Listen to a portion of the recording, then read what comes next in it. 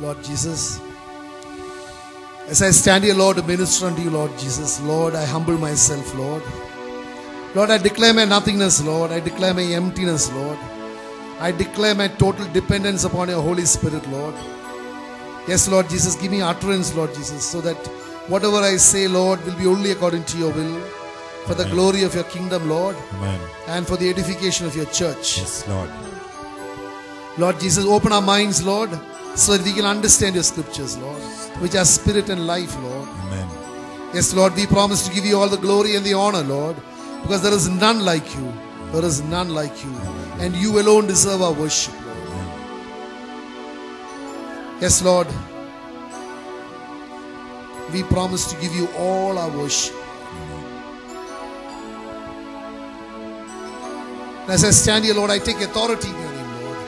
In the name of Jesus Christ of Nazareth, I command every force of darkness and evil that may be anywhere here, in any person, in any object or thing, in the air above or in the ground below, I command it to be bound in the name of Jesus Christ of Nazareth. Amen. And I command it to go to the feet of Jesus. Amen. I bind every stronghold operating in any person here. I bind it in the name of Jesus Christ of Nazareth. Amen. And I command it to go to the feet of Jesus. Amen. So that every word that is spoken here will bear 100-fold for the glory of the kingdom of God. Amen. And the evil one will not steal any word, because it belongs to us. And we are the children of God. Amen. നമ്മൾ ദൈവത്തിന്റെ മക്കളാണ്. ആമേൻ. Amen. Amen. Amen. Amen. Amen. Hallelujah. Praise the Lord. ഇവിടെ നിങ്ങളിൽ പലരും കൃഷിക്കാരാണല്ലോ അല്ലേ? കൃഷിക്കാരാകുമ്പം ഒരു സത്യം നിങ്ങൾക്ക് നിങ്ങൾക്ക് അറിയാവുന്നതാണ്. കൃഷി നമുക്ക് വിളവ് കിട്ടണമെന്നുണ്ടെങ്കിൽ വിത്ത് വിതയ്ക്കണം. വിത്ത് വിതയ്ക്കാതെ വിളവ് കിട്ടുമോ? ഹലോ, വിത്ത് വിതയ്ക്കാതെ വിളവ് കിട്ടുകയില്ല. അപ്പോൾ ദൈവത്തിൻ്റെ രാജ്യത്തിലും അതേ തത്വമുണ്ട്. ദൈവത്തിൻ്റെ വചനമാകുന്ന വിത്ത് നമ്മുടെ ഹൃദയങ്ങളിൽ വിതച്ചിട്ടില്ലെങ്കിൽ അതിൽ നിന്ന് ഫലമൊന്നും കിട്ടുകയില്ല. വേറൊരു തത്വമുണ്ട് നിങ്ങൾ മനസ്സിലാക്കേണ്ടത്. നമുക്കറിയാം, വിതക്കാരൻ്റെ ഉപമ നോക്കുകയാണെങ്കിൽ അവിടെ 4 തരം സ്ഥലത്താണ് ദൈവത്തിൻ്റെ വചനമാകുന്ന വിത്ത് വിതച്ചത്. മത്തായിയുടെ സുവിശേഷം 13-ാമത്തെ അധ്യായത്തിലാണ് ഇതിനെക്കുറിച്ച് പറയുന്നത്. അവിടെ നമ്മൾ വചനത്തിൽ വായിക്കുകയാണെങ്കിൽ ഒരു വലിയ സത്യം നമ്മൾ മനസ്സിലാക്കുന്നുണ്ട്. 13-ാമത്തെ അധ്യായത്തിൽ നമ്മൾ മനസ്സിലാക്കുന്നുണ്ട്, ഒരു തരത്തിലുള്ള വിത്ത് വീണത് മുൾച്ചെടിയുടെ ഇടയിലാണ്. അത് വായിക്കുകയാണെങ്കിൽ നമുക്ക് മനസ്സിലാക്കാം, അത് ഫലമൊന്നും പുറപ്പെടുവിച്ചില്ല. അത് പുറപ്പെടുവിക്കാത്തതിൻ്റെ കാരണവും ആ വചനത്തിൽ പറയുന്നുണ്ട്. എന്താണെന്ന് വെച്ചാൽ, അവർക്ക് ആ വചനം ഗ്രഹിക്കാൻ പറ്റിയില്ല. വചനം ഗ്രഹിക്കാത്തത് കൊണ്ടാണ് ഫലം പുറപ്പെടുവിക്കാഞ്ഞത്. അവർ നല്ല വ്യക്തികളായിട്ട്, നമ്മൾ മനുഷ്യൻ്റെ കാര്യം എടുക്കുകയാണെങ്കിൽ, ദൈവത്തിൻ്റെ വചനം നിങ്ങളുടെ ജീവിതത്തിൽ ഫലം പുറപ്പെടുവിക്കുന്നില്ലെങ്കിൽ അതിൻ്റെ കാരണം നിങ്ങൾ മോശമായ ആൾക്കാരായതുകൊണ്ടല്ല. നിങ്ങൾ പാപത്തിൽ ആയിരിക്കാം. നിങ്ങൾ ദൈവത്തോട് നിങ്ങൾക്ക് വെറുപ്പ്, അല്ലെങ്കിൽ നിങ്ങൾ ദൈവവുമായിട്ട് ശത്രുതയിലായതുകൊണ്ടായിരിക്കണമെന്നില്ല. വചനം ഫലം പുറപ്പെടുവിക്കാത്തതിൻ്റെ കാരണം വചനം ഗ്രഹിക്കാൻ പറ്റുന്നില്ല. അതുപോലെ തന്നെ മത്തായിയുടെ സുവിശേഷം 13-ാമത്തെ അധ്യായത്തിൽ വേറൊരു തരം സ്ഥലത്തെക്കുറിച്ച് പറയുന്നുണ്ട്, നല്ല സ്ഥലം. അവിടെ പറയുന്നുണ്ട് ഫലം പുറപ്പെടുവിച്ചു, 100 മേനി, 60 മേനി, 30 മേനി. അവിടെയും പറയുന്നുണ്ട് ആ ഫലം പുറപ്പെടുവിക്കുന്നതിൻ്റെ കാരണം എന്താണ്? അവർക്ക് വചനം ഗ്രഹിക്കാൻ പറ്റി. ഒന്ന് വായിച്ചേ, മത്തായിയുടെ സുവിശേഷം 13-ാമത്തെ അധ്യായത്തിൽ 23-ാമത്തെ വചനം ഒന്ന് വായിച്ചേ. വചനം കേട്ട് ഗ്രഹിക്കുന്നവനാണ് നല്ല നിലത്ത് വീണ വിത്ത്. അവൻ 100 മേനിയും 60 മേനിയും 30 മേനിയും ഫലം പുറപ്പെടുവിക്കുന്നു. അപ്പോൾ ഗ്രഹിച്ചവൻ ഫലം പുറപ്പെടുവിച്ചു. 19-ാമത്തെ വചനം ഒന്ന് വായിച്ചേ. രാജ്യത്തിന്റെ വചനം കേട്ടിട്ട് മനസ്സിലാകാതിരിക്കുന്നവനിൽ നിന്ന് അവന്റെ ഹൃദയത്തിൽ വിതയ്ക്കപ്പെട്ടത് ദുഷ്ടൻ വന്ന് അപഹരിക്കുന്നു. എന്തുകൊണ്ട്? മനസ്സിലാക്കാൻ പറ്റാത്തത് കൊണ്ടാണ് ദുഷ്ടൻ വന്നിട്ട് വചനം കൊണ്ടുപോയത്. ഇത് പറയുന്നത് നിങ്ങൾക്ക് മനസ്സിലാകുന്നുണ്ടോ? അപ്പോൾ വചനം നമ്മളുടെ ജീവിതത്തിൽ ഫലം പുറപ്പെടുവിക്കാത്തതിൻ്റെ കാരണം നമ്മൾ മോശമായ വ്യക്തികളായതുകൊണ്ടല്ല, പക്ഷേ ദൈവത്തിൻ്റെ വചനം നമ്മൾക്ക് ഗ്രഹിക്കാൻ പറ്റാത്തത് കൊണ്ടാണ്. പിന്നെ ദൈവത്തിൻ്റെ വചനം നോക്കുകയാണെങ്കിൽ അത് ഗ്രഹിക്കാൻ പറ്റുന്നത് എങ്ങനെയാണ്? ദൈവം നമ്മളെ വചനം പഠിപ്പിച്ചാൽ മാത്രമേ നമ്മൾക്ക് ഗ്രഹിക്കാൻ പറ്റുകയുള്ളൂ. കാരണം നമുക്കറിയാം ലൂക്കയുടെ സുവിശേഷം 24-ാമത്തെ അധ്യായം 45-ാമത്തെ വചനത്തിൽ അവിടെ ദൈവം നമ്മളോട് സംസാരിച്ച് പറയുന്നുണ്ട്, ദൈവം വിശുദ്ധ ലിഖിതങ്ങൾ മനസ്സിലാക്കത്തക്ക വിധം ദൈവം അവരുടെ മനസ്സുകൾ തുറന്നു എന്ന്. ഒന്ന് വായിച്ചേ. വിശുദ്ധ ലിഖിതങ്ങൾ ഗ്രഹിക്കാൻ തക്കവിധം അവരുടെ മനസ്സ് അവൻ തുറന്നു. അപ്പോൾ മനസ്സിലാക്കേണ്ട വലിയ സത്യം ഇതാണ്, ദൈവത്തിൻ്റെ കൃപയില്ലാതെ നമ്മൾക്ക് ദൈവത്തിൻ്റെ വചനം മനസ്സിലാക്കാൻ പറ്റുകയില്ല. കാരണം നമ്മൾക്കറിയാം പ്രിയപ്പെട്ടവരെ, ദൈവത്തിൻ്റെ വചനം ഇന്ന് ലോകമെമ്പാടും പ്രഘോഷിച്ചുകൊണ്ടിരിക്കുന്നതാണ്. പക്ഷേ ഫലം പുറപ്പെടുവിക്കാത്തതിൻ്റെ കാരണം കേൾക്കുന്നവർ അത് ഗ്രഹിക്കുന്നില്ല. ആര് പറഞ്ഞാലും ആര് പഠിപ്പിച്ചാലും നമുക്ക് ഗ്രഹിക്കാൻ പറ്റുക? യോഹന്നാന്റെ സുവിശേഷം 6-ാമത്തെ അധ്യായം 45-ാമത്തെ വചനത്തിൽ പറയുന്നുണ്ട്, എല്ലാവരും ദൈവത്തിനാൽ പഠിപ്പിക്കപ്പെടുമെന്ന്. ഒന്ന് വായിച്ചേ. അവരെല്ലാവരും ദൈവത്താൽ പഠിപ്പിക്കപ്പെട്ടവരാകും എന്ന് പ്രവാചക ഗ്രന്ഥങ്ങളിൽ എഴുതപ്പെട്ടിരിക്കുന്നു. ദൈവത്തിന്റെ വചനം പഠിപ്പിക്കാത്ത അവസ്ഥയിലാണെങ്കിൽ നിങ്ങൾക്ക് യേശുവിനെ സ്വീകരിക്കാൻ പറ്റില്ല. കാരണം അതേ വചനം തന്നെ പറയുന്നുണ്ട്, അങ്ങനെയുള്ളവരാണ് യേശുവിലേക്ക് വരുന്നത്, അങ്ങനെയുള്ളവരാണ് പിതാവ് ആകർഷിക്കുന്നതെന്ന്.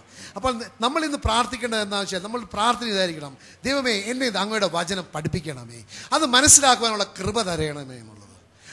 നമുക്ക് മനസ്സിലാക്കിയാൽ പ്രിയപ്പെട്ടവരെ ഫലം ഓട്ടോമാറ്റിക്കായിട്ട് വരും. ഇത് ഗ്രഹിക്കാനുള്ള കഴിവ് തരണമേ എന്ന്. കാരണം ഇന്ന് ഞാൻ നിങ്ങളോട് സംസാരിക്കാൻ പോകുന്ന വചനം ഇന്ന് നിങ്ങളുടെ പ്രാർത്ഥനയായിരിക്കണം, അത് മനസ്സിലാക്കുവാൻ, അത് ഗ്രഹിക്കുവാനുള്ള കഴിവ് തരണമേ എന്നുള്ളത്. കാരണം വചനം മനസ്സിലാക്കിയിട്ടില്ലെങ്കിൽ പ്രിയപ്പെട്ടവരെ നിങ്ങൾ ഇവിടെ നിന്ന് പോകും, അത് നല്ലതായിരുന്നു അല്ലെങ്കിൽ മോശമായിരുന്നു, നിങ്ങളുടെ അഭിപ്രായങ്ങൾ പറഞ്ഞു പോകും, ഫലമൊന്നും ഉണ്ടാകുകയില്ല.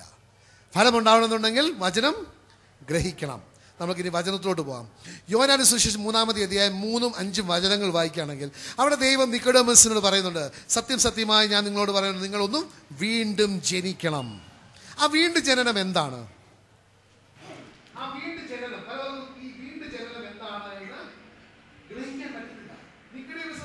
അയാൾ വളരെ വലിയ ജ്ഞാനിയായിരുന്നു, അല്ലേ?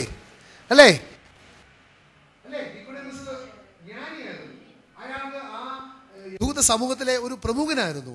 അയാൾക്ക് വചനങ്ങളെല്ലാം അറിയാമായിരുന്നു, പഴയ നിയമത്തിലെ വചനങ്ങളെല്ലാം അറിയാമായിരുന്നു. അദ്ദേഹത്തിന് പോലും ഗ്രഹിക്കുവാൻ പറ്റിയിട്ടില്ലായിരുന്നു. അതുകൊണ്ടാണ് പറയുന്നത്, ഇങ്ങനെ പ്രായമുള്ള ഒരാൾ എങ്ങനെയാണ് അമ്മയുടെ ഉദരത്തിൽ പിന്നെയും കയറി ജനിക്കുക എന്നുള്ളത്. പക്ഷേ വീണ്ടും ജനനം എന്നുള്ളത് വളരെ വ്യക്തമായിട്ട് ദൈവത്തിൻ്റെ വചനത്തിൽ റോമാർക്ക് ലേഖനം 6-ാമത്തെ അധ്യായം 3 മുതൽ 5 വരെ വായിക്കുകയാണെങ്കിൽ അവിടെ ആ വീണ്ടും ജനനം എങ്ങനെയാണ് എന്നുള്ളതിനെ കുറിച്ച് പറയുകയാണ്. ഇന്ന് വീണ്ടും ജനിക്കാൻ ആഗ്രഹമുള്ള ആരെങ്കിലും ഒന്ന് കൈവക്കാമോ? പ്രിയപ്പെട്ടവരെ, എല്ലാവരും കൈപൊക്കിയില്ല. ഇതാണ് ആദ്യത്തെ സ്റ്റെപ്പ്. നമ്മൾ മുന്നോട്ട് പോയിട്ട് കാര്യമില്ല. ഞാൻ പറയട്ടെ, ദൈവത്തിൻ്റെ വചനം വളരെ വ്യക്തമായിട്ട് പറയുന്നുണ്ട്, സത്യം സത്യമായി, യോഹന്നാന്റെ സുവിശേഷം 3:3 പറയുന്നത്, സത്യം സത്യമായി ഞാൻ നിങ്ങളോട് പറയുന്നു, നിങ്ങൾ വീണ്ടും ജനിച്ചിട്ടില്ലെങ്കിൽ നിങ്ങൾ സ്വർഗരാജ്യം കാണുകയില്ല. പ്രിയപ്പെട്ടവരെ, ഇന്ന് ഇവിടെ നിൽക്കുന്ന ഇവിടെയുള്ള എത്ര പേരാണെന്ന് എനിക്ക് അറിഞ്ഞൂടാ, 100, 200, 200 100 ചില്ലറുണ്ട്. നിങ്ങൾ കൈ പൊക്കിയിട്ടില്ലെങ്കിൽ, നിങ്ങൾ വീണ്ടും ജനിക്കാൻ ആഗ്രഹമില്ലെന്ന് പറഞ്ഞിട്ടുണ്ടെങ്കിൽ, നിങ്ങൾ എത്ര നല്ല വ്യക്തിയാണെങ്കിലും നിങ്ങൾ വീണ്ടും ജനിച്ചിട്ടില്ലെങ്കിൽ സ്വർഗരാജ്യം കാണുക പോലുമില്ല. അങ്ങേയറ്റം സംഭവിക്കാൻ പോകുന്നത് സ്വർഗരാജ്യത്തെക്കുറിച്ച് കേൾക്കും. കേൾവി കൊണ്ട് നിങ്ങളുടെ ജീവിതം അവസാനിക്കും. ഹല്ലേലൂയ. സഹോദര, നിങ്ങൾ വിശ്വസിക്കണം, യേശു ക്രിസ്തു നിങ്ങളെ സുഖപ്പെടുത്തുവാൻ കഴിവുണ്ടെന്ന് വിശ്വസിക്കണം. അത് ഏറ്റു പറയണം. കാരണം ദൈവത്തിൻ്റെ വചനം നിങ്ങൾ ഏറ്റു പറഞ്ഞത് എന്താണെന്ന് അത് സംഭവിക്കും. അത് വിശ്വസിക്കുന്നുണ്ടോ? വിശ്വസിച്ചാൽ സംഭവിക്കും. കാരണം ദൈവത്തിൻ്റെ വചനം മാർക്കോസിന്റെ സുവിശേഷത്തിൽ 16-ാമത്തെ അധ്യായം 20-ാമത്തെ വചനം പറയുന്നുണ്ട്, ദൈവത്തിൻ്റെ സത്യവചനം പ്രഘോഷിക്കുന്നതെല്ലാം I will accompany those words and I will confirm it with signs and wonders. ഒന്ന് വായിച്ചേ. നമ്മൾ കേൾക്കണം, ദൈവത്തിൻ്റെ വചനം മനസ്സിലാക്കാൻ പറ്റണം. ദൈവത്തിൻ്റെ വചനം മനസ്സിലാക്കുമ്പോൾ ഫലം പുറപ്പെടുവിക്കും. വായിക്കുക. കർത്താവ് അവരോടുകൂടെ പ്രവർത്തിക്കുകയും അടയാളങ്ങൾ കൊണ്ട് വചനം സ്ഥിരീകരിക്കുകയും ചെയ്തു. അടയാളം കൊണ്ട് ദൈവത്തിന്റെ മാറാത്ത വചനം സ്ഥിരീകരിക്കും. ദൈവം ഞാൻ സൗഖ്യം തരുന്ന ദൈവമാണ്, എന്റെ പേര് യഹോവ റാഫയാണ് എന്ന് പറയുകയാണെങ്കിൽ അത് സ്ഥിരീകരിക്കും. ഹല്ലേലൂയ. എന്റെ പേര് യഹോവ ജൈറയാണെന്ന് പറഞ്ഞാൽ അത് സ്ഥിരീകരിക്കും. ഹല്ലേലൂയ. എന്റെ ദൈവം യഹോവ നിസ്സിയാണെന്ന് പറഞ്ഞാൽ അത് സ്ഥിരീകരിക്കും. ഹല്ലേലൂയ. അതിന് കഴിവുള്ള ദൈവമാണ് എന്റെ ദൈവം. കാരണം എന്റെ ദൈവം ജീവിക്കുന്ന ദൈവമാണ്. ആമേൻ. ഹല്ലേലൂയ. അപ്പോൾ നമ്മൾ മനസ്സിലാക്കണം, ഞാൻ വചനത്തോട് വരാൻ പറ്റുന്നില്ല, കാരണം ഇവിടെ കൈപൊക്കിയില്ല. ഇവിടെ നിങ്ങൾ കൈപൊക്കുന്നത്, ഞാൻ കൈപൊക്കുന്നത് വെറുതെ എന്നെ ഊഹിക്കാനല്ല, നിങ്ങൾ വിശ്വസിച്ച് കൈപൊക്കണം. ദൈവത്തിന്റെ വചനം പറയുന്നതാണ്, സത്യം സത്യമായി ഞാൻ നിങ്ങളോട് പറയുന്നു, നിങ്ങൾ വീണ്ടും ജനിച്ചിട്ടില്ലെങ്കിൽ നിങ്ങൾ സ്വർഗരാജ്യം കാണുകയില്ല എന്നാ 3-ാമത്തെ വചനം പറയുന്നത്. ആർക്കൊക്കെ ഇവിടെ വീണ്ടും ജനിക്കാൻ ആഗ്രഹമുണ്ട്? പിന്നെയും കൈകൾ പൊങ്ങുന്നില്ല. ഇനി രണ്ടാമത്തെ ചാൻസ്, ഈ ഇതിവിടെ ലോട്ടറി പോലെയൊന്നുമല്ല. നമുക്ക് അടുത്ത വചനത്തോട്ട് പോകാം. 5-ാമത്തെ വചനം പറയുന്നുണ്ട്, സത്യം സത്യമായി ഞാൻ നിങ്ങളോട് പറയുന്നു, നിങ്ങൾ ആത്മാവിലും ജലത്താലും ജനിച്ചിട്ടില്ലെങ്കിൽ നിങ്ങൾ സ്വർഗരാജ്യത്തിലേക്ക് പ്രവേശിക്കുകയില്ല. ഇതൊക്കെ മനസ്സിലാക്കണം പ്രിയപ്പെട്ടത്. മനസ്സിലാക്കി അത് സ്വീകരിച്ചാൽ മാത്രമേ ഫലം പുറപ്പെടുവിക്കുകയുള്ളൂ. ഈ വചനത്തിന് 2 വചനത്തിന്റെ ഫലം എന്താണ്? സ്വർഗരാജ്യം, അവകാശം. അതാണ് ഫലം. സ്വർഗരാജ്യത്തിൽ പ്രവേശിക്കേണ്ട അവകാശം വീണ്ടും ജനിക്കണം. വീണ്ടും ജനിക്കേണ്ടത് എങ്ങനെയാണെന്ന് ഞാൻ പറഞ്ഞു തരാം. റോമാക്കാരുടെ ലേഖനം 6-ാമത്തെ അധ്യായം 3, 4, 5 വചനം ഒന്ന് വായിച്ച്. യേശുക്രിസ്തുവിനോട് ഐക്യപ്പെടാൻ ജ്ഞാനസ്നാനം സ്വീകരിച്ച നാം എല്ലാവരും അവന്റെ മരണത്തോട് ഐക്യപ്പെടാനാണ് ജ്ഞാനസ്നാനം സ്വീകരിച്ചതെന്ന് അപ്പം അവന്റെ മരണത്തോട് ഐക്യപ്പെടണം. ബാക്കി അങ്ങനെ അവന്റെ മരണത്തോട് നമ്മെ ഐക്യപ്പെടുത്തിയ ജ്ഞാനസ്നാനത്താൽ നാം അവനോടൊത്ത് സംസ്കരിക്കപ്പെട്ടു. ക്രിസ്തു മരിച്ചതിന് ശേഷം പിതാവിന്റെ മഹത്വത്തിൽ ഉയർത്തെഴുന്നേറ്റതുപോലെ നാമും പുതിയ ജീവിതം നയിക്കേണ്ടതിനാണ് അവനോടൊത്ത് സംസ്കരിക്കപ്പെട്ടത്. എന്ത് ജീവിതം നയിക്കുന്നതിന് വേണ്ടിയാണ്? ഒരു പുതിയ ജീവിതം. അപ്പൊ ഞാൻ യേശു ക്രിസ്തുവിനോട് കൂടി ഞാൻ മരിക്കുമ്പോൾ ഞാൻ അവന്റെ കൂടെ ഒരു പുതിയ ജീവനിലേക്ക് ഞാൻ പ്രവേശിക്കുകയാണ്. അതാണ് ആ 5-ാമത്തെ വചനം ഒന്ന് വായിച്ചു കേട്ടെ. ദൈവത്തിന്റെ വാഗ്ദാനമാണ്. അവന്റെ മരണത്തിന് സദൃശമായ ഒരു മരണത്തിൽ, അവന്റെ മരണത്തിൽ സദൃശ്യമായ ഒരു മരണത്തിൽ നാം അവനോട് ഐക്യപ്പെട്ടവരായെങ്കിൽ അവന്റെ പുനരുത്ഥാനത്തിന് സദൃശമായ ഒരു പുനരുത്ഥാനത്തിലും അവനോട് ഐക്യപ്പെട്ടവരായിരിക്കും. ഇംഗ്ലീഷിൽ പറയുകയാണെങ്കിൽ, if you are in the likeness of his death you shall also be in the likeness of his resurrection. ഇതാണ് ബോൺ അഗെയിൻ. പുതിയ വീണ്ടും ജനിച്ചതെന്ന് പറയുന്ന ഒരു വിഭാഗമല്ല പ്രിയപ്പെട്ടവരെ, വിഭാഗമല്ല. മർത്തോമ, CSI, കത്തോലിക്ക എന്ന് പറയുന്നത് പോലെ ഒരു വിഭാഗമല്ല ബോൺ അഗെയിൻ. എന്ന് പറയുന്നത് യേശു ക്രിസ്തുവിനോട് മരിച്ചവരെല്ലാവരും ബോൺ അഗെയിനാണ്. സ്വർഗരാജ്യത്തിൽ പ്രവേശിക്കുന്ന എല്ലാവരും ബോൺ അഗെയിനാണ്. അല്ലെങ്കിൽ നേരെ തിരിച്ചു പറഞ്ഞാൽ, ബോൺ അഗെയിൻ ആയവർ മാത്രമേ സ്വർഗരാജ്യത്തിൽ പ്രവേശിക്കുകയുള്ളൂ. ഇത് എൻ്റെ അഭിപ്രായമല്ല, ദൈവത്തിൻ്റെ സത്യമാണ്. അപ്പോൾ നമ്മൾ യേശു ക്രിസ്തുവുമായിട്ട് ഐക്യപ്പെടണം. അങ്ങനെ ഐക്യപ്പെടണമെന്നുണ്ടെങ്കിൽ ചില വ്യവസ്ഥകളുണ്ട്. നമ്മൾ ആ വ്യവസ്ഥകളിലേക്കാണ് നമ്മൾ പോകുന്നത്. ഇപ്പോൾ നമുക്കറിയാം, ഫിലിപ്പിയർക്ക് ലേഖനം 3-ാമത്തെ അധ്യായം 7-ാമത്തെ വചനം ഒന്ന് വായിക്കോ. അങ്ങനെ ആ ഒരു പുതിയൊരു ജീവനിലേക്ക് നമുക്ക് പ്രവേശിക്കണമെന്നുണ്ടെങ്കിൽ ചില വ്യവസ്ഥകളുണ്ട്, അല്ലേ? ഈ ലോകത്തിൽ നമുക്കറിയാം, ലോകത്തിൽ എല്ലാത്തിനും വ്യവസ്ഥകളില്ലേ? എനിക്ക് വോട്ട് ചെയ്യണമെന്നുണ്ടെങ്കിൽ ഒരു വ്യവസ്ഥയുണ്ട്. എനിക്ക് പ്രായപൂർത്തിയാകണം, അല്ലേ? 4 വയസ്സുള്ള വ്യക്തിക്ക് വോട്ട് ചെയ്യാൻ പറ്റുമോ? ഇല്ല. ഈ ലോകത്തിൽ നമുക്ക് തന്നെ അറിയാം, നമ്മൾ തന്നെ മനസ്സിലാക്കിയിട്ടുള്ള ഒരു കാര്യമാണ്, എല്ലാ കാര്യത്തിനും വ്യവസ്ഥകളുണ്ട്. അതുപോലെ തന്നെ അതേ തത്വമാണ് സ്വർഗരാജ്യത്തിലും. എല്ലാത്തിനും വ്യവസ്ഥകളുണ്ട്. വ്യവസ്ഥകളില്ലാത്ത ഒന്നുമില്ല പ്രിയപ്പെട്ടവർ. ഈ സത്യം തന്നെ നമ്മൾ മനസ്സിലാക്കണം. ഞാനെന്ന് പറയുന്നത്, നിങ്ങൾ ഗ്രഹിക്കണം, വചനം മനസ്സിലാക്കണം. അപ്പോൾ മാത്രമേ ഫലമുണ്ടാകുകയുള്ളൂ. അല്ലാതെ വെറും വചനം ഇങ്ങനെ കേട്ടിട്ട് നല്ലതായിരുന്നു, ദൈവം പറഞ്ഞത് അങ്ങനെയാണെന്നൊക്കെ നമ്മുടെ മനസ്സിൽ മാത്രം ഇങ്ങനെ ഒരു ഇൻ്റലക്ച്വൽ, ഒരു ബുദ്ധിയിലുള്ള ഒരു അറിവിൽ വെച്ചിട്ടുണ്ടെങ്കിൽ ഒന്നും സംഭവിക്കുക. നമ്മൾ അതിനെക്കുറിച്ചുള്ള ആ സത്യം നമ്മൾ മനസ്സിലാക്കണം. അങ്ങനെ മനസ്സിലാക്കുമ്പോഴാണ് അതിൽ നിന്ന് ഫലം ഉണ്ടാകുന്നത്. ഓരോ വചനവും മനസ്സിലാക്കിയിട്ടെങ്കിൽ ഫലമുണ്ടാകുകയില്ല പ്രിയപ്പെട്ടവരെ. ഈ സത്യം മനസ്സിലായോ? ദൈവത്തിൻ്റെ വചനം ഗ്രഹിക്കാൻ പറ്റിയിട്ടില്ലെങ്കിൽ ഫലമുണ്ടാകുകയില്ല. നിങ്ങൾക്ക് അഭിപ്രായമുണ്ടായിരിക്കും, നല്ല വചനമാണ്, മോശം വചനമാണ്, ഞാൻ യോജിക്കുന്നുണ്ട്, യോജിക്കുന്നില്ല എന്നൊക്കെ അഭിപ്രായങ്ങളുണ്ടാവും. ഫലമുണ്ടാകുകയില്ല. ഫലമുണ്ടാവണമെന്നുണ്ടെങ്കിൽ അത് ഗ്രഹിക്കാൻ പറ്റണം. വായിച്ച്. എന്നാൽ എനിക്ക് ലാഭമായിരുന്ന ഇവയെല്ലാം ക്രിസ്തുവിനെ പ്രതി നഷ്ടമായി ഞാൻ കണക്കാക്കി. അപ്പോൾ ആദ്യത്തെ വ്യവസ്ഥ എന്താണ്? യേശു ക്രിസ്തുവുമായിട്ട് ഞാൻ ഐക്യപ്പെടണം എന്നുണ്ടെങ്കിൽ എനിക്ക് ലാഭമായി കരുതിയതെല്ലാം ഞാൻ നഷ്ടമായി കരുതണം. ഹല്ലേലൂയ. ഇത് തന്നെ ലോകത്തിൻ്റെ മാനദണ്ഡവുമായിട്ട് വളരെ വ്യത്യാസമുണ്ടല്ലേ? ഉണ്ടോ? എനിക്ക് ലാഭമായി കരുതുന്നതെല്ലാം ഞാൻ നഷ്ടമായിട്ട് കരുതണം. Whatever I counted as gain I must consider it as loss. കാരണം നമ്മൾ മനസ്സിലാക്കേണ്ട വലിയ സത്യം ഇതാണ്, ദൈവത്തിൻ്റെ രാജ്യവും ഈ ലോകവുമായിട്ട് വളരെ വ്യത്യാസമുണ്ട്. ഈ വെളിച്ചവും അന്ധകാരവും പോലെയാണ് ദൈവത്തിൻ്റെ രാജ്യത്തിൻ്റെ തത്വങ്ങളുണ്ട്. തത്വങ്ങളുടെ ഉള്ളിലുള്ളത് ആ സത്ത്, അത് ലോകത്തിലെ തത്വങ്ങളായിട്ട് വ്യത്യാസമുണ്ട്. കാരണം നമുക്കറിയാം, 2 കൊരിന്ത്യർ 12-ാമത്തെ അധ്യായം 10-ാമത്തെ വചനം വായിക്കുകയാണെങ്കിൽ ഏറ്റവും അവസാനം പറയുന്നത്, ഞാൻ ബലഹീനനാവുമ്പോൾ ഞാൻ ശക്തനാണ്. ഹലോ, ഒരു ദൈവത്തിൻ്റെ വലിയ സത്യമാണ്. ഞാൻ ബലഹീനനാവുമ്പോൾ ഞാൻ ശക്തനാണ്. എന്ന് ദൈവത്തിൻ്റെ ഒരു തത്വം. അത് ലോകത്തിൻ്റെ തത്വവുമായിട്ട് വ്യത്യസ്തമല്ലേ, വിപരീതമല്ലേ, അല്ലേ? പക്ഷെ നമ്മൾക്ക് അതിൽ എന്താണെന്ന് നമുക്ക് മനസ്സിലാക്കുവാൻ ഗ്രഹിച്ചാൽ മാത്രമേ ആ വചനം നമ്മളുടെ ജീവിതത്തിൽ ഫലം പുറപ്പെടുവിക്കുകയുള്ളൂ. പ്രിയപ്പെട്ട, നമ്മൾ മനസ്സിലാക്കണം, ദൈവത്തിൻ്റെ ഓരോ വചനവും ഒരു വിത്താണ്. നമ്മൾ എല്ലാവരും കൂടുതലും മിക്കവരും ഒരു കൃഷി പാരമ്പര്യമുള്ളവരാണല്ലോ. നമുക്ക് മനസ്സിലാക്കാൻ പറ്റുന്നതാണ്, എല്ലാം ദൈവത്തിൻ്റെ വചനമെല്ലാം ഒരു വിത്താണ്. ആ വിത്ത് നമ്മൾ മനസ്സിലാക്കി, ആ വിത്ത് നമ്മൾ ഗ്രഹിച്ചാൽ മാത്രമേ ആ വിത്തിൻ്റെ ഫലം ഉണ്ടാകുകയുള്ളൂ. അപ്പോൾ ദൈവത്തിൻ്റെ വചനം എന്താണ് പഠിപ്പിക്കുന്നത്? ഞാൻ ബലഹീനനാവുമ്പോൾ ഞാൻ ശക്തനാണ്. അതെങ്ങനെയാണ്? എൻ്റെ ബലഹീനതയിൽ ശക്തനായ ദൈവം പ്രവർത്തിക്കുമ്പോൾ എൻ്റെ ബലഹീനത ശക്തിയായിട്ട് മാറുകയാണ്. പറയുന്നത് മനസ്സിലാവുന്നുണ്ടോ? ഉണ്ടെങ്കിൽ ഒരു ഹല്ലേലൂയ പറ. അപ്പോൾ നമ്മൾ മനസ്സിലാക്കണം, അത് ഗ്രഹിക്കാൻ പറ്റിയാൽ പിന്നെ എൻ്റെ പ്രയാസത്തിൽ ഞാൻ എൻ്റെ ബലഹീനതയല്ല നോക്കുന്നത്, ഞാൻ എൻ്റെ യേശുവിൻ്റെ ശക്തിയല്ല നോക്കുന്നത്. കാരണം എനിക്കറിയാം എൻ്റെ ബലഹീനത കൊണ്ട് എനിക്കൊന്നും ചെയ്യാൻ പറ്റുകയില്ല. അതേസമയത്ത് എൻ്റെ കൂടെയുള്ള ദൈവത്തിൻ്റെ ശക്തിയാൽ അസാധ്യമായത് ഒന്നുമില്ല. എന്താ പറഞ്ഞേ? എൻ്റെ ദൈവത്തിന് അസാധ്യമായ ഒന്നുമില്ല. അപ്പോൾ ആ തത്വം എനിക്ക് മനസ്സിലാക്കാൻ പറ്റിയാൽ, അതെനിക്ക് ഗ്രഹിക്കാൻ പറ്റിയാൽ, അത് ഞാൻ സ്വീകരിച്ച് അതനുസരിച്ച് ജീവിച്ചാൽ, ഞാൻ എത്ര ബലഹീനനാണെങ്കിലും ഇനി ഞാൻ ശക്തിയായിട്ട് ജീവിക്കുകയുള്ളൂ. കാരണം എന്നിൽ പ്രവർത്തിക്കുന്ന ശക്തി ദൈവത്തിൻ്റെ ശക്തിയാണ്, എൻ്റെ ശക്തിയല്ല. അപ്പോൾ ഇത് ഗ്രഹിക്കണം പ്രിയപ്പെട്ടു. അപ്പോൾ നമ്മൾ മനസ്സിലാക്കണം, ദൈവത്തിൻ്റെ ഈ തത്വം പറയുന്നത് എന്താണ്? ഞാൻ ലാഭമായി കണക്കാക്കിയതെല്ലാം യേശുവിനെ നേടുവാൻ വേണ്ടി ഞാനത് നഷ്ടമായിട്ട് കണക്കാക്കുവാൻ തയ്യാറായിരുന്നു. അപ്പോൾ അങ്ങനെ മനസ്സിലാക്കണമെന്നുണ്ടെങ്കിൽ നമ്മൾ മനസ്സിലാക്കണം, യേശു ക്രിസ്തുവിനെ നമ്മൾ വ്യക്തിപരമായി അറിയണമെന്നുണ്ടെങ്കിൽ നമ്മൾക്ക് ചിലത് നഷ്ടപ്പെടണം.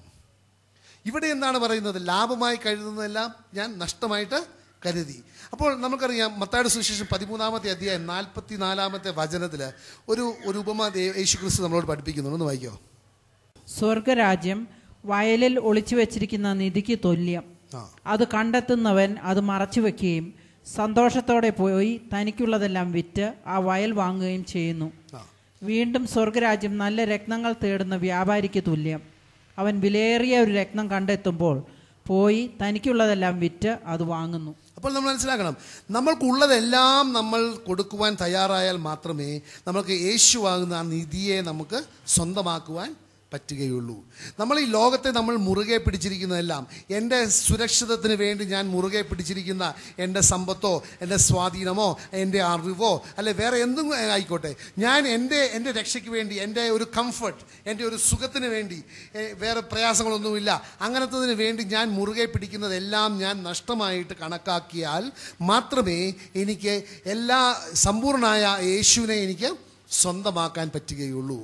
കാരണം വചനം പറയുന്നത് എല്ലാം അവനുള്ളത് എല്ലാം അവൻ വിറ്റിട്ട് ആ വയൽ വാങ്ങി എന്നാ. അപ്പോൾ എനിക്കുള്ളതെല്ലാം പൗലോസ് അപ്പോസ്തലനെ പോലെ നഷ്ടമായിട്ട് കണക്കാക്കിയാൽ മാത്രമേ എനിക്ക് യേശുവിനെ സ്വന്തമാക്കാൻ പറ്റുള്ളൂ. ഞാൻ എല്ലാം വിറ്റ് കഴിഞ്ഞിട്ട് പിന്നെ പലവർക്കും എന്താണ്, ഉള്ളതെല്ലാം കൊടുക്കാൻ തയ്യാറാണ്, പക്ഷെ യേശുവിനെ സ്വീകരിക്കാൻ പറ്റുന്നില്ല.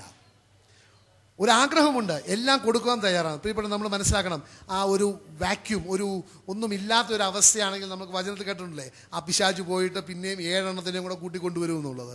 അതുപോലെ തന്നെ അപ്പോൾ നമ്മൾ എല്ലാം സറണ്ടർ ചെയ്ത് കഴിഞ്ഞിട്ട്, എല്ലാം നമ്മൾ ദൈവത്തിന് വേണ്ടി സമർപ്പിച്ച് കഴിഞ്ഞിട്ട്, നമ്മളെ തന്നെ യേശു ക്രിസ്തുവിൻ്റെ വചനത്താലും യേശു ക്രിസ്തുവിൻ്റെ ആത്മാവിനാലും നമ്മളെ തന്നെ നിറയ്ക്കണം. അപ്പോൾ മാത്രമേ ഫലം ഉണ്ടാവുകയുള്ളൂ. കാരണം ദൈവത്തിൻ്റെ വചനം യോഹന്നാന്റെ സുവിശേഷം 6-ാമത്തെ അധ്യായം 53-ാമത്തെ വചനത്തിൽ വളരെ വ്യക്തമായിട്ട് പറയുന്നുണ്ട്, നിങ്ങൾ എൻ്റെ മാംസം ഭക്ഷിക്കുകയും നിങ്ങൾ എൻ്റെ രക്തം പാനം ചെയ്തിട്ടില്ലെങ്കിൽ നിങ്ങൾക്ക് ജീവൻ ഉണ്ടാവുകയില്ല. അപ്പോൾ ശരീരം എന്ന് പറയുന്നത് എന്താണ്? ദൈവത്തിൻ്റെ വചനമാണ്. എൻ്റെ രക്തം എന്ന് പറയുന്നത് എന്താണ്? ദൈവത്തിൻ്റെ ആത്മാവാണ്. അപ്പോൾ എന്നിൽ തന്നെ ദൈവത്തിൻ്റെ വചനവും ദൈവത്തിൻ്റെ ആത്മാവിനാലും നിറച്ചിട്ടില്ലെങ്കിൽ എനിക്ക് ജീവൻ ഉണ്ടാകുകയില്ല. പിന്നെ നമുക്കറിയാം, ലൂക്കായുടെ സുവിശേഷം 14-ാമത്തെ അധ്യായത്തിൽ 33-ാമത്തെ വചനത്തിൽ അവിടെയും പറയുന്നുണ്ട്, നമ്മൾ ഒരു യേശുവിൻ്റെ ശിഷ്യനാകണമെന്നുണ്ടെങ്കിൽ നമുക്കുള്ളതെല്ലാം നമ്മൾ കൊടുക്കുവാൻ അല്ലെങ്കിൽ നഷ്ടമായി കണക്കാക്കുവാൻ തയ്യാറാകണം. ലൂക്കായുടെ സുവിശേഷം 14-ാമത്തെ അധ്യായം 33. കാരണം പ്രിയപ്പെട്ട, നമ്മൾ മനസ്സിലാക്കേണ്ട വലിയ സത്യം ഇതാണ്, ദൈവത്തിൻ്റെ ശിഷ്യനാകുകയാണ് നമ്മളുടെ ജീവിതത്തിൽ ഏറ്റവും വലിയ കാര്യം. നമ്മുടെ ജീവിതത്തിൽ നമുക്ക് നേടാൻ പറ്റുന്നത്, നമുക്കറിയാം, പലവരും വിദ്യാഭ്യാസത്തിൻ്റെ അടിസ്ഥാനത്തിൽ വളരെ വളരെ ഡിഗ്രീസൊക്കെ അവരുടെ പേരിൻ്റെ പുറകെ കാണുമായിരിക്കും. അങ്ങനെ അല്ലെങ്കിൽ ബിസിനസ്സൊക്കെ ചെയ്തിട്ട് വളരെയധികം സമ്പത്ത് ഉള്ള വ്യക്തിയായിരിക്കും. അല്ലെങ്കിൽ ഏത് മേഖല നോക്കുകയാണെങ്കിലും അയാൾ വളരെയധികം ഉന്നത സ്ഥാനത്തുള്ളതായിരിക്കും. പക്ഷേ ഏറ്റവും ഉന്നത സ്ഥാനം എന്നാണ് യേശു ക്രിസ്തുവിൻ്റെ ഒരു ശിഷ്യനാകുകയാണ് ഏറ്റവും ഉന്നത സ്ഥാനം. കാരണം മറ്റതെല്ലാം താൽക്കാലികമായ കാര്യങ്ങളാണ്. യേശു ക്രിസ്തുവുമായിട്ട് ഉള്ളൊരു ബന്ധം ശാശ്വതമായതാണ്. കാരണം നമുക്കറിയാം, നേരത്തെ പറഞ്ഞതുപോലെ യോഹന്നാന്റെ സുവിശേഷം 17-ാമത്തെ അധ്യായം 3-ാമത്തെ വചനം വളരെ വ്യക്തമായിട്ട് പറയുന്നുണ്ട്, നിത്യജീവൻ എന്ന് പറയുന്നത് എന്താണ്? ഏക സത്യ ദൈവത്തെയും അവൻ അയച്ച യേശു ക്രിസ്തുവിനെയും അറിയുക. അതാണ് നിത്യജീവൻ. അല്ല, നിത്യജീവൻ എന്ന് പറയുന്നത് ഞാനിവിടെ കുറേ നല്ല കാര്യങ്ങൾ ചെയ്യുന്നതല്ല. നിത്യജീവൻ എന്ന് പറയുന്നത് ഞാനിവിടെ കുറേ സമ്പത്തുണ്ടാക്കിയതല്ല. നിത്യജീവൻ എന്ന് പറയുന്നത് ഞാൻ വളരെയധികം ബിസിനസ് ചെയ്തിട്ട് വളരെ ഒരു സക്സസ്ഫുൾ ആയിട്ടുള്ള ഒരാളായതുകൊണ്ടല്ല. നിത്യജീവൻ എന്ന് പറയുന്നത് ആ യേശുവും പിതാവായ ദൈവവുമായിട്ട് വ്യക്തിപരമായ ഒരു സ്നേഹബന്ധമുണ്ടാകുകയാണ്. അപ്പോൾ നമ്മൾ മനസ്സിലാക്കണം, ആ സ്നേഹബന്ധം എങ്ങനെയാണ് ഉണ്ടാകുക? ഒരു ശിഷ്യന് മാത്രം അല്ലേ? ഏറ്റവും അടുത്ത ബന്ധം യേശുവും ശിഷ്യന്മാരും തമ്മിലായിരുന്നു. അപ്പോൾ അങ്ങനെ ആകണമെന്നുണ്ടെങ്കിൽ നമ്മൾ ചില കാര്യങ്ങൾ ചെയ്യണം. ലൂക്കാ 14:33 എന്താ പറയുക? തനിക്കുള്ളതെല്ലാം ഉപേക്ഷിക്കാതെ നിങ്ങളിൽ ആർക്കും എൻ്റെ ശിഷ്യനാവുക സാധ്യമല്ല. കാരണം നമ്മൾ പലപ്പോഴും ഒരു തെറ്റിദ്ധാരണയുള്ളത്, ഒരു വിശ്വാസി എന്ന് പറയുന്നതും ഒരു ശിഷ്യൻ എന്ന് പറയുന്നതും തമ്മിൽ വ്യത്യാസമുണ്ടോ? വിശ്വാസിയും ശിഷ്യനും തമ്മിൽ ഉണ്ടോ? വിശ്വാസി പലരും ചോദിക്കല്ലേ, എല്ലാ ഇടയ്ക്ക് ഇപ്പോഴത്തെ നമ്മളുടെ ഈ റിന്യൂഡ് ആയിട്ടുള്ള ഒരു അവസ്ഥയിലെല്ലാം ചോദിക്കുന്ന, ഐ യു എ ബിലീവർ? നിങ്ങൾ വിശ്വാസിയാണോ? അല്ലേ? പലരും ചോദിക്കാറില്ലേ, നിങ്ങൾ വിശ്വാസിയാണോ, നിങ്ങൾ വിശ്വാസിയാണോ എന്ന് ചോദിക്കാറുണ്ട്. വിശ്വാസിയും ശിഷ്യനും തമ്മിൽ വ്യത്യാസമുണ്ടോ? ഉണ്ടോ? തീർച്ചയായിട്ടും ഉണ്ടോ? ഷുവർ, പ്രൈസ് ദി ലോർഡ്, തീർച്ചയായിട്ടും ഉണ്ട്. ഹല്ലേലൂയ. കാരണം വിശ്വാസി എന്ന് പറയുന്ന ആള് എന്താണ്? യേശു ക്രിസ്തു പിതാവിൻ്റെ പുത്ര ഏകജാതനാണ്, ഈ ലോകത്തിൽ വന്നു, മരിച്ചു, ഉയർത്തെഴുന്നേറ്റു, ഇന്ന് പിതാവിൻ്റെ വലത്തുവശത്താണ് എന്നെല്ലാം അറിയുന്ന ഒരു വ്യക്തിയാണ്. അത് സ്വീകരിക്കുന്ന വ്യക്തിയാണ് വിശ്വാസി. പക്ഷേ നമ്മൾ മനസ്സിലാക്കേണ്ട വലിയ സത്യമാണ്, വിശ്വാസിയും ശിഷ്യനും തമ്മിൽ വളരെ അധികം വ്യത്യാസമുണ്ട്. നമ്മൾ നോക്കുകയാണെങ്കിൽ ഈ വിശ്വാസി എന്ന് പറയുന്നത് ആരാണ്? വിശ്വാസി പലതരത്തിലുള്ള വിശ്വാസികളുണ്ട് അല്ലേ? ഇന്ന് എല്ലാവരും പറയും യേശു ക്രിസ്തു ഏകരക്ഷകനാണെന്നും യേശു ക്രിസ്തു എൻ്റെ രക്ഷകനാണെന്നൊക്കെ പറയുന്നവർ വിശ്വാസികളാണ്. യേശു ക്രിസ്തു ദൈവത്തിൻ്റെ ഏകജാതനാണ്, മകനാണ്, ദൈവത്തിൻ്റെ പുത്രനാണ് എന്നൊക്കെ വിശ്വസിക്കുന്നത് വിശ്വാസിയായിട്ടാണ് നമ്മൾ കണക്കുക. അങ്ങനെ വിശ്വാസികളുടെ ഇടയിൽ പലതരത്തിലുള്ള വിശ്വാസികളുണ്ട്. ഒരു തരത്തിലുള്ള വിശ്വാസിയാണ് യാക്കോബിൻ്റെ ലേഖനം 2-ാമത്തെ അധ്യായം 19-ാമത്തെ വചനത്തിൽ പറയുന്നുണ്ട്, ഒരു വിശ്വാസി, ഒരു തരത്തിലുള്ള വിശ്വാസി. ഒന്ന് വായിച്ചേ, ജെയിംസ് 2:19. ദൈവമേകനാണെന്ന് നീ വിശ്വസിക്കുന്നു. ഉണ്ടോ? ദൈവമേകനാണ്. അതുപോലെ തന്നെ നമുക്കറിയാം, മർക്കോസിന്റെ സുവിശേഷത്തിൽ ആ പിശാച് ബാധിതനായ അവനെ യേശു ക്രിസ്തു ആക്കാൻ വന്നപ്പോൾ അവൻ യേശുവിൻ്റെ മുമ്പിൽ കുമ്പിട്ടെന്താ പറഞ്ഞത്? മഹോന്നതനായ ദൈവത്തിൻ്റെ പുത്രനായ യേശുവേ, അല്ലേ? അപ്പോൾ അവിടെ അങ്ങനെ പിതാവായ ദൈവത്തിൻ്റെ ഏകജാതനാണ്, ദൈവമാണ് എന്നൊക്കെ ഏറ്റു പറയുന്നുണ്ട്. വായിച്ചേ, ദൈവമേകനാണെന്ന് നീ വിശ്വസിക്കുന്നു, അത് നല്ലത് തന്നെ. പിശാചുക്കളും അങ്ങനെ വിശ്വസിക്കുന്നു. പിശാചുക്കളുടെ ഇടയിലും വിശ്വാസികളുണ്ട്. അവർ ഭയന്ന് വിറയ്ക്കുകയും ചെയ്യുന്നു. അവരാണെങ്കിൽ ഭയന്ന് വിറയ്ക്കുക പോലും ചെയ്യുന്നുണ്ട്. പക്ഷെ ചില യേശുവിനെ സ്വന്തമാക്കി എന്ന് പറയുന്ന വിശ്വാസികൾ വിറയ്ക്കുന്നൊന്നുമില്ല. കാരണം നമുക്കറിയാം, ഐസയ പ്രവാചകന്റെ പുസ്തകം 66-ാമത്തെ അധ്യായം 2-ാമത്തെ വചനത്തിൽ വളരെ വ്യക്തമായിട്ട് പറയുന്നുണ്ട് എങ്ങനത്തെ വ്യക്തികളെയാണ് ദൈവം കടാക്ഷിക്കുന്നത് എന്നുള്ളത്. ദൈവത്തിൻ്റെ വചനം കേൾക്കുമ്പോൾ വിറയ്ക്കുന്നവനെയാണ് ദൈവം കടാക്ഷിക്കുന്നത്. പലവരും ദൈവത്തിൻ്റെ വചനം വളരെ നിസ്സാരമായിട്ട് എടുക്കുന്നത്. വായിച്ച് കേൾക്കുമ്പോൾ വിറയ്ക്കുന്നുണ്ടോ? ഒരു സാധാരണ ഒരു വിശ്വാസി എന്ന് പറയുന്നവൻ ദൈവത്തിൻ്റെ വചനം കേൾക്കുമ്പോൾ വിറയ്ക്കുന്നുണ്ടോ? ഇല്ല. പിശാച് വിറയ്ക്കുന്നുണ്ട്. അപ്പോൾ പിശാച് മനുഷ്യനേക്കാൾ നല്ല വിശ്വാസിയാണ്. ഹലോ. അപ്പോൾ വിശ്വാസി എന്ന് പറയുന്നതിനകത്ത് പലതരത്തിലുള്ള വിശ്വാസികളുണ്ട്. പക്ഷെ ശിഷ്യൻ എന്ന് പറയുന്നത് ഒരേ ഒരു ടൈപ്പേ ഉള്ളൂ. ആ ശിഷ്യനെ യോഹന്നാന്റെ സുവിശേഷം 8-ാമത്തെ അധ്യായത്തിൽ 31-ാമത്തെ വചനത്തിൽ പറയുന്നുണ്ട്, ആ ശിഷ്യൻ്റെ വിശേഷം എന്താണെന്നുള്ളത്, അല്ലെങ്കിൽ അങ്ങനെ ഒരു ശിഷ്യനാകാൻ ഞാൻ എന്ത് ചെയ്യണമെന്നുള്ളത്. പ്രിയപ്പെട്ട, ഇതെല്ലാം നിങ്ങൾ സ്വീകരിക്കണം കേട്ടോ. കാരണം ഞാൻ പറയട്ടെ, നിങ്ങൾ ഏത് സഭയിലുള്ള അംഗമാണെന്ന് എനിക്ക് അറിഞ്ഞുകൂടാ, അല്ലെങ്കിൽ ഏത് സഭയിൽ നിന്ന് പുറത്തു വന്നാണെന്ന് എനിക്ക് അറിഞ്ഞുകൂടാ. പക്ഷെ നമ്മളെ പഠിപ്പിച്ചിരുന്നത് പല കാര്യങ്ങളും ദൈവത്തിൻ്റെ വചനത്തിൻ്റെ അടിസ്ഥാനത്തിലല്ല. പക്ഷേ നമുക്കറിയാം, രക്ഷ യേശു ക്രിസ്തുവിലൂടെ മാത്രമേ ഉള്ളൂ. യേശു ക്രിസ്തുവിൻ്റെ വചനമാണ്. ദൈവത്തിൻ്റെ വചനം പറയുന്നതാണ്, അത് ആത്മാവും അത് ജീവനുമാണ്. ആ വചനത്തിന് മാത്രമേ എൻ്റെ മരിച്ച അവസ്ഥയിൽ നിന്ന് എനിക്കൊരു ജീവൻ തരുവാൻ പറ്റുകയുള്ളൂ. അപ്പോൾ ആരാണ് ശിഷ്യൻ? എന്നുള്ളത് വായിച്ചു കേൾക്കാം. എന്റെ വചനത്തിൽ നിലനിൽക്കുമെങ്കിൽ എന്റെ വചനത്തിൽ നിലനിൽക്കുമെങ്കിൽ നിങ്ങൾ യഥാർത്ഥത്തിൽ എന്റെ ശിഷ്യരാണ്. അപ്പോൾ വചനത്തിൽ നിലനിൽക്കുന്ന ഒരു വ്യക്തി മാത്രമേ ശിഷ്യനാകുകയുള്ളൂ. പിന്നെ നമുക്ക് നോക്കണ്ടേ, ദൈവം വാഗ്ദാനം ചെയ്തിരിക്കുന്ന ആ സ്വർഗരാജ്യം ആർക്കുള്ളതാണ്? നമുക്കൊന്ന് 2 യോഹന്നാൻ 9 പോവാം. ഇതൊക്കെ നിങ്ങൾ ഗ്രഹിക്കണം കേട്ടോ. ഇത് ദൈവത്തിൻ്റെ സത്യവചനമാണ്. ആര് എന്ത് പഠിപ്പിച്ചാലും പ്രിയപ്പെട്ടവരെ, ദൈവത്തിൻ്റെ വചനത്തിൻ്റെ എതിരായിട്ട് പഠിപ്പിച്ചിട്ടുണ്ടെങ്കിൽ, അത് നിങ്ങൾ സ്വീകരിച്ചിട്ടുണ്ടെങ്കിൽ, അത് നിങ്ങളുടെ നാശത്തിനും നിങ്ങളുടെ മരണത്തിലേക്ക് നിങ്ങളെ നയിക്കുകയുള്ളൂ. ജീവൻ തരുന്നത് ഒരേ ഒരാൾ, അത് യേശു ക്രിസ്തുവാണ്. വായിച്ചേ 2 യോഹന്നാൻ 2 John 9:9. ക്രിസ്തുവിന്റെ പ്രബോധനത്തിൽ നിലനിൽക്കാതെ അതിനെ അതിലംഘിച്ച് മുന്നോട്ട് പോകുന്ന ഒരുവന് ദൈവമില്ല.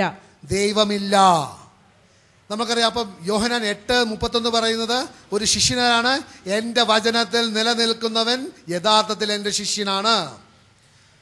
ദൈവത്തിൻ്റെ വചനം അനുസരിക്കാതെ ജീവിക്കുന്നവൻ ദൈവമില്ല. പിന്നെ ഒന്നും കൂടെ വായിക്കാം. 1 യോഹന്നാൻ 5:12. പുത്രനെ സ്വന്തമാക്കിയവന് ജീവനെ സ്വന്തമാക്കിയിട്ടുണ്ട്. പുത്രനെ സ്വന്തമാക്കാത്തവന് ജീവനില്ല. ജീവനില്ലാത്തവൻ്റെ അവസ്ഥ എന്താ? മരിച്ചവനാണ്. ഇതിൻ്റെ ഇടയ്ക്കൊരു അവസ്ഥയുണ്ടോ? കോമ എന്ന് പറഞ്ഞ് ചിലപ്പോൾ ചിലരെല്ലാം സ്പിരിച്വൽ കോമയിലാണ്. അതൊന്നും അധികം നാൾ നിൽക്കുകയില്ല. ആ കോമ മരണത്തിലേക്ക് തന്നെ പോകും. ഒന്നെങ്കിൽ നമ്മൾ യേശു ക്രിസ്തുവിനെ സ്വന്തമാക്കി ജീവിക്കുന്നവരാണ്, അല്ലെങ്കിൽ യേശു ഇല്ലാതെ മരണാവസ്ഥയിലാണ്. യേശുവിനെ വേണമെന്നുണ്ടെങ്കിൽ, യേശു എന്താണ്? ദൈവത്തിൻ്റെ വചനമാണ്. അതല്ലേ ദൈവത്തിൻ്റെ വചനം വളരെ വ്യക്തമായിട്ട് പറയുന്നത്? വചനം മാംസമായി നമ്മളുടെ ഇടയിൽ വസിച്ചു. ഹലോ, ദൈവത്തിൻ്റെ വചനമാകുന്ന യേശു ക്രിസ്തു മാംസമായി നമ്മളുടെ ഇടയിൽ വസിച്ചു. അപ്പൊ യേശു ക്രിസ്തു എന്താണ്? വചനമാണ്. വെളിപാട് പുസ്തകം പറയുന്നുണ്ട് അവന്റെ നാമം ദൈവവചനമാണെന്നുള്ളത്. ഹല്ലേലൂയ. യോഹന്നാന്റെ ലേഖനം പറയുന്നുണ്ട് 3 സാക്ഷികളുണ്ട്: പിതാവ്, വചനവും ആത്മാവും.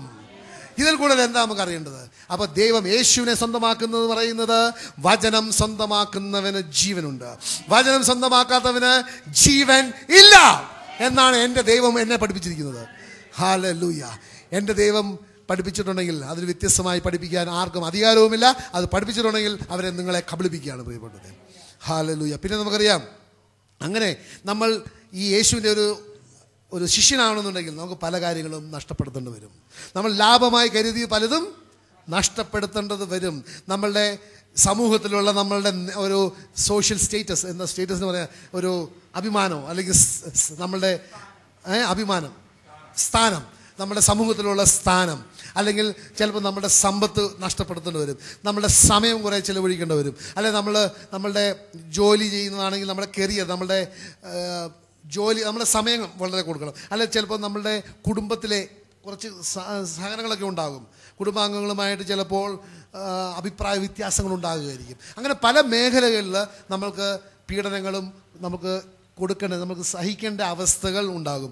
അതെല്ലാം കൊടുത്താൽ മാത്രമേ തീർച്ചയായിട്ടും യേശു ക്രിസ്തുവിനെ ഒരു ശിഷ്യനാകുവാൻ പറ്റുകയുള്ളൂ. പക്ഷേ നമ്മളൊരു തീരുമാനം എടുത്തിട്ടുണ്ടെങ്കിൽ പ്രിയപ്പെട്ടവരെ, അതേ മുറുകെ പിടിച്ച് നിർത്തണം. അതുകൊണ്ടാണ് ലൂക്കായുടെ സുവിശേഷം 9-ാമത്തെ അധ്യായം 62-ാമത്തെ വചനം വളരെ വ്യക്തമായിട്ട് പറയുന്നുണ്ട്: കലപ്പയിൽ കൈവച്ചിട്ട് പിന്നെ പിന്തിരിയുന്നവന് സ്വർഗരാജ്യത്തിന് യോഗ്യനല്ല എന്നുള്ളത്. അപ്പോൾ നമ്മൾ മനസ്സിലാക്കണം, നമ്മൾ തീരുമാനം എടുത്തിട്ടുണ്ടെങ്കിൽ പിന്നെ ഒരിക്കലും തിരിച്ച് പോകരുത്.